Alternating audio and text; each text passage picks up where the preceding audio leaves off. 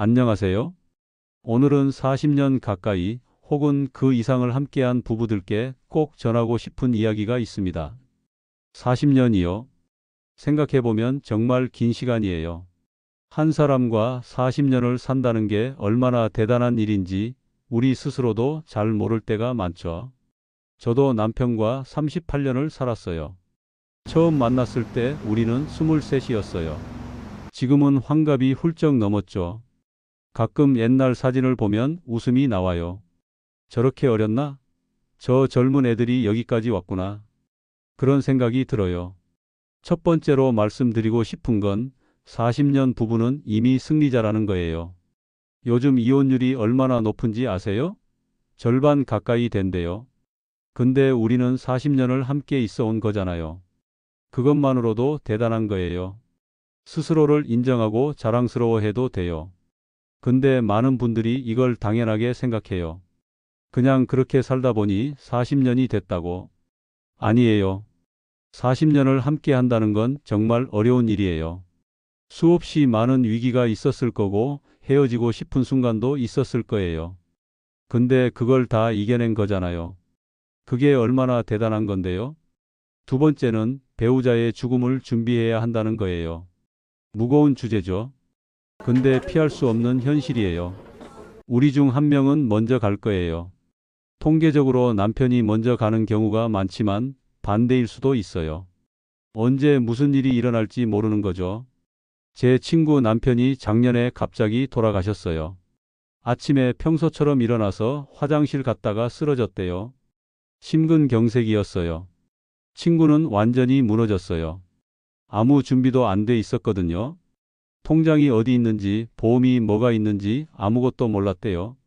남편이 다 처리했으니까요. 그래서 준비가 필요해요.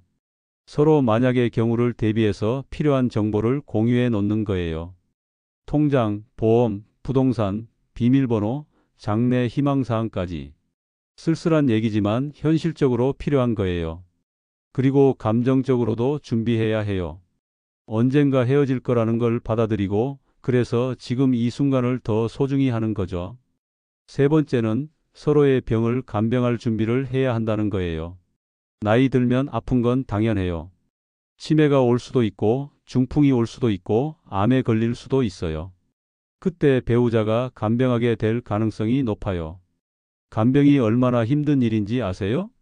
육체적으로도 힘들지만 정신적으로 더 힘들어요. 특히 치매 환자를 돌보는 건 정말 힘들다고 하더라고요. 평생을 함께한 사람이 나를 못 알아보고 욕하고 때리기도 하고 그걸 견디는 게 얼마나 고통스러울까요? 그래서 미리 얘기를 나눠야 해요.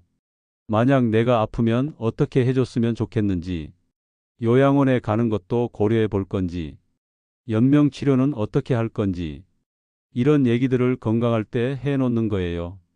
그래야 나중에 결정하기가 수월해요. 네 번째는 완벽한 배우자는 없다는 걸 받아들이는 거예요. 40년을 살았으면 이제 알아야 해요. 저 사람은 안 변해요.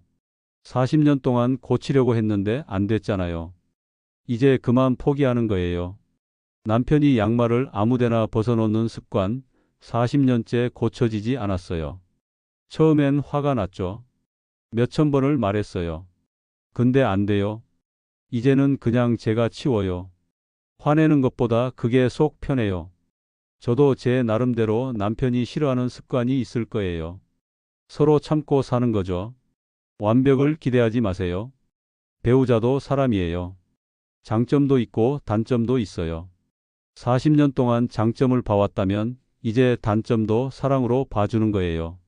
그게 진짜 성숙한 사랑이에요. 다섯 번째는 서로의 가족사를 정리할 시기라는 거예요. 시댁, 친정 문제로 40년 동안 얼마나 많이 싸웠어요? 명절 때마다, 제사 때마다 갈등이 있었잖아요.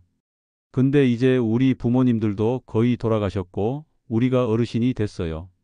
이제는 가족 간의 오래된 원망이나 서운함을 정리할 때예요. 시어머니가 나한테 그랬던 것, 처가 식구들이 무시했던 것, 이런 거 계속 붙잡고 있으면 우리만 불행해져요. 이미 지나간 일이에요. 어떤 분들은 돌아가신 시어머니한테 아직도 화가 난대요. 그게 무슨 의미가 있어요? 용서하고 놓아주는 거예요. 그분들도 그분들 나름대로 최선을 다했을 거예요.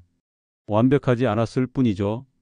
우리도 며느리나 사위한테 완벽한 시부모, 장인 장모는 아니잖아요. 서로 이해하고 넘어가는 거예요. 여섯 번째는 부부의 역할이 바뀔 수 있다는 걸 인정하는 거예요. 40년 동안 정해진 역할이 있었잖아요. 남편은 돈 벌고 아내는 집안일하고. 근데 이제는 달라질 수 있어요. 남편이 은퇴했으니 집안일을 같이 할 수도 있고 아내가 아파서 남편이 요리를 배워야 할 수도 있어요. 제 남편이 정년퇴직하고 나서 처음으로 청소기를 잡았어요. 40년 만에요. 처음엔 서툴렀죠. 근데 지금은 제법 잘해요. 빨래도 개고 설거지도 하고. 저는 처음엔 좀 이상했어요. 내 영역을 침범하는 것 같기도 하고. 근데 생각을 바꿨어요. 같이 하니까 훨씬 편하더라고요. 역할에 집착하지 마세요. 이제는 유연하게 서로 도와가며 사는 거예요. 누가 뭘 해야 한다는 고정관념을 버리는 거죠. 일곱 번째는 성격이 정반대여도 괜찮다는 거예요. 40년을 살았으면 성격이 비슷해질 거라고 생각하잖아요. 근데 아니에요. 여전히 다를 수 있어요.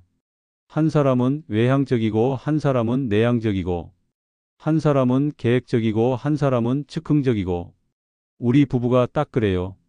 저는 사람 만나는 걸 좋아하는데 남편은 집에만 있으려고 해요. 예전엔 이게 문제였어요. 왜 같이 안 나가려고 하냐고 싸웠거든요. 근데 이제는 이해해요. 사람마다 에너지를 충전하는 방식이 다른 거예요. 억지로 맞추려고 하지 마세요. 다른 게 당연한 거예요. 오히려 다르니까 균형이 맞는 거예요. 한쪽이 너무 나가면 다른 쪽이 잡아주고 한쪽이 너무 조심스러우면 다른 쪽이 밀어주고 그렇게 보완하며 사는 거죠. 여덟 번째는 손주와의 관계에서 선을 지켜야 한다는 거예요. 손주는 예쁘죠. 우리 새끼들보다 더 예뻐요. 근데 손주는 손주예요. 우리 자식이 아니에요. 양육 책임은 손주 부모한테 있는 거예요. 과도하게 개입하면 안 돼요. 손주한테 뭘 사주고 싶어도 부모한테 허락받고 사줘야 해요. 훈육 문제도 마찬가지예요. 손주가 잘못해도 우리가 직접 혼내면 안 돼요. 부모한테 말하는 거죠. 특히 부부 중 한 명이 손주한테 너무 집착하면 문제가 될 수 있어요. 손주 때문에 부부 시간이 없어지거나 손주 양육 방식으로 부부가 싸우거나 손주는 우리 삶의 일부지 전부가 아니에요. 부부가 먼저예요. 아홉 번째는 유산 문제를 명확히 해야 한다는 거예요. 돈 얘기, 재산 얘기하기 싫죠? 근데 해야 해요. 우리가 살아있을 때 정리해놔야 나중에 자식들이 안 싸워요. 유언장을 작성하는 것도 좋은 방법이에요. 누구한테 뭘 줄 건지, 어떻게 나눌 건지 명확히 해놓는 거예요. 그리고 자식들한테 미리 얘기해 주는 거죠. 그래야 나중에 오해가 없어요. 재산이 많든 적든 상관없어요. 적어도 분쟁의 소지는 없애놓는 거예요. 형제들끼리 재산 때문에 싸우는 거 보면 얼마나 슬퍼요. 우리가 평생 모은 재산이 자식들한테 독이 되면 안 되잖아요. 열 번째는 배우자의 취미를 방해하지 말아야 한다는 거예요. 나이 들어서 취미가 있다는 건 정말 좋은 거예요. 그게 삶의 활력소가 되거든요. 남편이 낚시를 좋아하든 바둑을 좋아하든 아내가 등산을 좋아하든 노래교실을 다니든 존중해줘야 해요. 돈이 많이 들거나 건강을 해치는 게 아니라면 말리지 마세요. 오히려 응원해 주세요. 배우자가 즐거워하는 모습을 보는 게 행복이에요. 그리고 각자 시간을 갖는 게 부부 관계에도 좋아요. 하루 종일 붙어 있으면 답답하거든요. 11번째는 배우자의 친구를 인정해야 한다는 거예요. 남편 친구가 마음에 안 들 수 있어요. 술만 마시게 하는 것 같고 이상한 데 끌고 다니는 것 같고 아내 친구도 마찬가지예요. 쓸데없는 얘기만 하고 돈 쓰게 만드는 것 같고 근데 친구는 필요해요. 배우자한테 못하는 얘기를 친구한테 하거든요. 스트레스도 풀고 위로도 받고 친구가 있으면 외롭지 않아요. 그러니까 배우자가 친구 만나는 걸 막지 마세요. 물론 선은 있어야 해요. 친구 만난다고 집을 비우는 날이 더 많으면 문제죠. 적당히 균형을 맞추는 거예요. 일주일에 한두 번 정도는 각자 친구 만나는 시간을 갖는 게 건강해요. 12번째는 서로의 건강 상태를 솔직하게 공유해야 한다는 거예요. 나이 들면 여기저기 아픈 데가 생겨요. 근데 배우자한테 말 안 하는 분들이 많아요. 걱정시키기 싫다고. 근데 그게 더 위험해요. 제 친구 남편이 암 진단을 받았는데 혼자 끙끙 앓다가 늦게 발견됐대요. 친구한테 미안해서 말을 못했대요.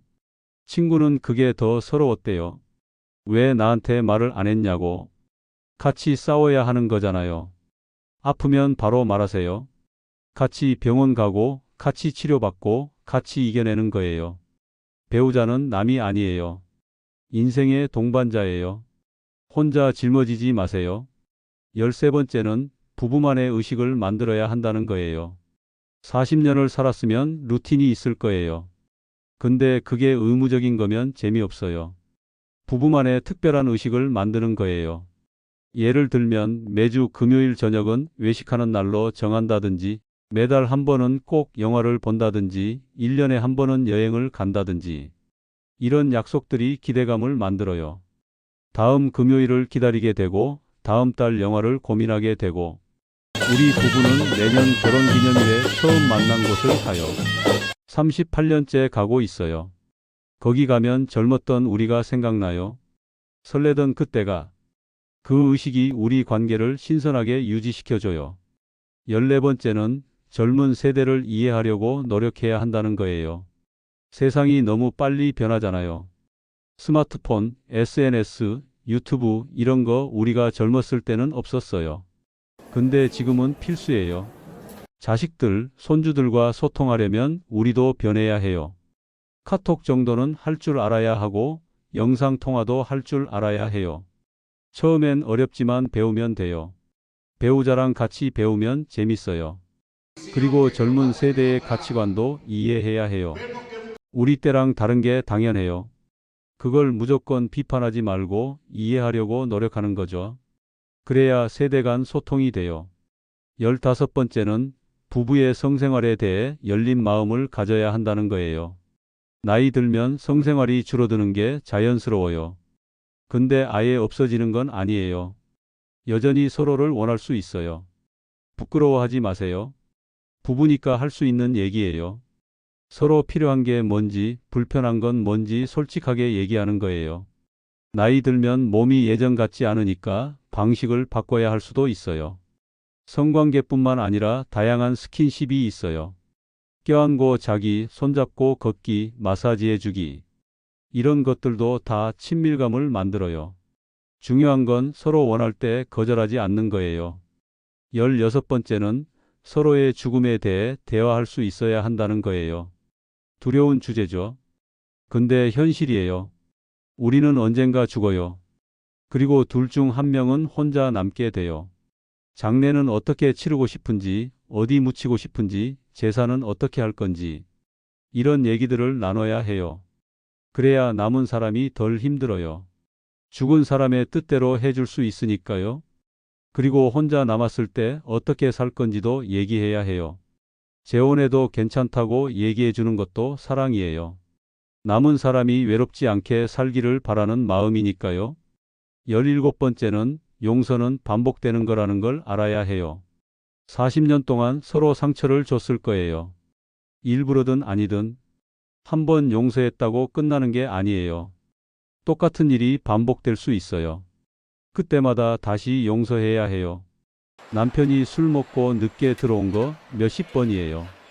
그때마다 화내고 용서하고, 아내가 잔소리하는 거 매일같이 듣지만 그때마다 참아요. 이게 부부예요.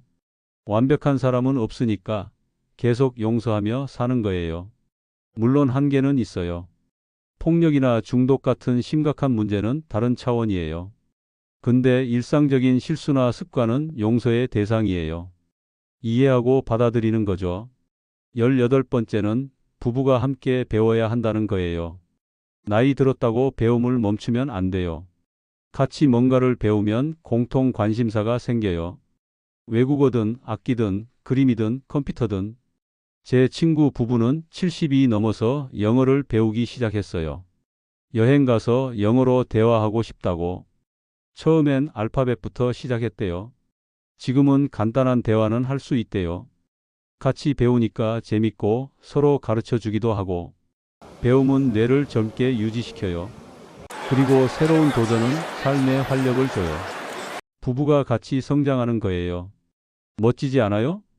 19번째는 인생의 버킷리스트를 같이 만들어야 한다는 거예요. 40년을 살았지만 아직 못 해본 게 많을 거예요. 가보고 싶었던 곳, 먹어보고 싶었던 것, 해보고 싶었던 것. 목록을 만들어 보세요. 둘이서 브레인스토밍 하는 거예요. 그리고 하나씩 실천해 나가는 거죠. 크로아티아 여행, 스카이 다이빙, 손주한테 동화책 읽어주기, 뭐든 좋아요. 목록을 채워 나가는 과정이 행복이에요. 하나씩 이룰 때마다 뿌듯하고, 그리고 같이 꿈을 꾸니까 미래가 기대되는 거예요. 남은 인생이 지루하지 않아요. 20번째는 40년이 끝이 아니라 시작이라는 걸 알아야 해요. 40년을 산 게 대단한 거지만 거기서 만족하면 안 돼요. 앞으로도 10년, 20년 더 살 거예요. 그 시간을 어떻게 보낼 건지가 중요해요. 지난 40년이 의무로 산 시간이었다면 앞으로는 선택으로 사는 시간이에요. 누구 때문이 아니라 우리 둘을 위해서. 하고 싶은 거 하고, 가고 싶은 데 가고, 행복하게 사는 거예요. 40년 부부라는 게 자격증 같은 거예요. 이제 우리는 부부 전문가예요. 어떻게 하면 잘 살 수 있는지 알아요. 그 지혜를 앞으로 사용하는 거예요. 마지막으로 하고 싶은 말은 40년 부부에게 가장 중요한 건 감사하는 마음이라는 거예요. 서로에게 감사해야 해요. 40년을 함께 해줘서, 옆에 있어줘서, 나를 사랑해줘서. 때로는 당연하게 느껴질 거예요. 너무 오래 봐서. 근데 당연한 게 아니에요. 기적이에요. 수많은 사람 중에서 이 사람을 만났고 40년을 함께 했고 지금도 옆에 있다는 게 얼마나 감사한 일이에요. 매일 아침 눈 뜨면 옆에 배우자가 있는 것만으로도 감사한 거예요. 밥 먹고 대화하고 같이 TV 보는 평범한 일상이 다 감사한 거예요. 그 마음을 잃지 마세요. 그리고 표현하세요. 고맙다고, 사랑한다고. 이 나이에 쑥스럽다고요? 천만에요. 이 나이니까 더 해야 해요. 언제 어떻게 될지 모르니까. 후회 없이 사랑을 표현하는 거예요. 40년 부부 여러분, 여기까지 정말 수고 많으셨어요. 쉽지 않은 길을 함께 걸어오셨어요. 이제부터가 진짜 행복할 시간이에요. 의무에서 벗어나서 진짜 서로를 즐기는 시간. 배우자를 새롭게 보세요. 40년을 같이 산 친구이자 연인이자 가족이에요. 이보다 더 특별한 관계가 어디 있겠어요. 그 관계를 소중히 여기고 매일 감사하며 사세요. 남은 인생 배우자와 함께 최고로 만드세요. 웃으며 살고 사랑하며 살고 행복하게 사세요. 여러분 모두 축복합니다. 감사합니다.